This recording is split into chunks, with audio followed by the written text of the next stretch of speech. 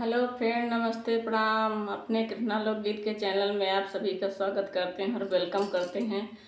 आप लोग के लिए लेके आए हैं देवी गीत, बहुत ही अच्छा, बहुत ही प्यारा, और अपना आशीर्वाद दुलार बनाए रखिएगा। और हम आपको सुना रहे हैं एक देवी गीत, बहुत ही अच्छा है, तो लीजिए सुनिए। यही निमिया की छैया मैया हो, तनिया के छहायला हो।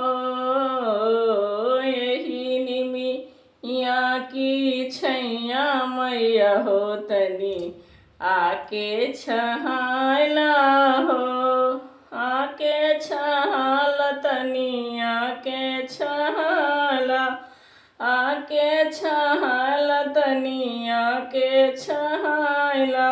यही निमिया की छैया मैया हो, तनी आके छहाला हो। यही निमिया की छैया अम्बे हो, तनी आके छहाला हो। चंपा चमेली और फूल गनमा, चंपा चमेली और फूल गनमा, अढ़वल की कोमल कलियां मैया हो, तनी आके छहाला हो।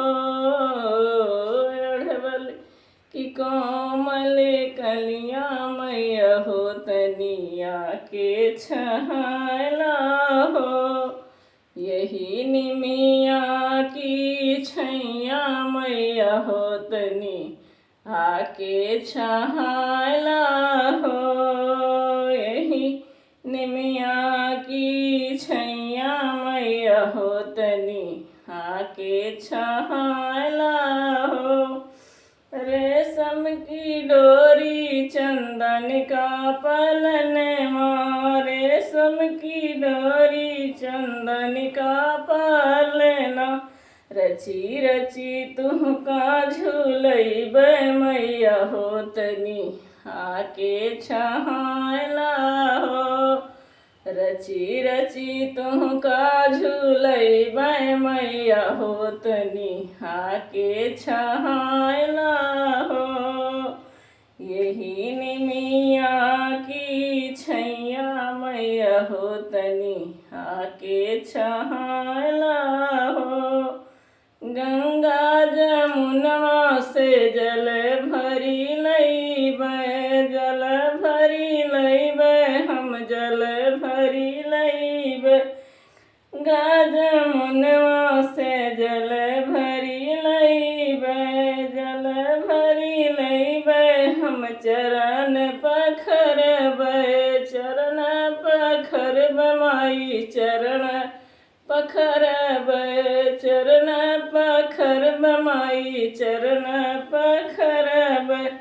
तोहरे भजनिया हम गइबै मैया हो, तनी आके छहाला हो।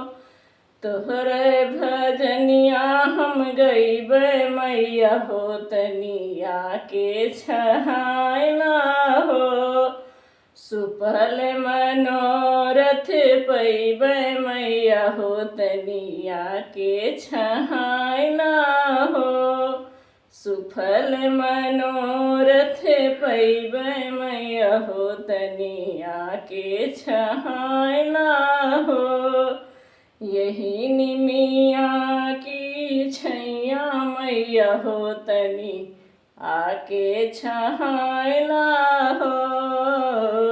यही निमिया की छैया मैया हो, तनी आके छहाला हो।